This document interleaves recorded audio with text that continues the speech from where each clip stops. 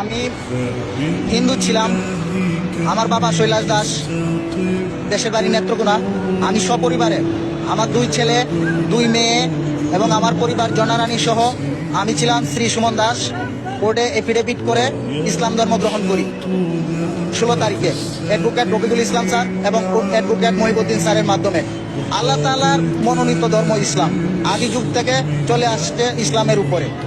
তো আমি যদিও পৈতৃক বংশ থেকে পাওয়া সনাতন ধর্ম, আমি ইসলামের সব কিছু আমার কাছে ভালো লাগছে, অনেক আগের থেকে ভালো লাগতো। যার জন্য আমার 2 ছেলে ঢাকায় পড়াশোনা করে, একজন কলেজে শৈবাল দাস, তিনিও এখন নাম পরিবর্তন করে হয়ে যান জুলফিকার। আরেকজন আছেন ছোট, ক্লাস 9-এ পড়াশোনা করে, সেও নাম পরিবর্তন করে, এখন তার নাম রাখা হয়েছে আরমান।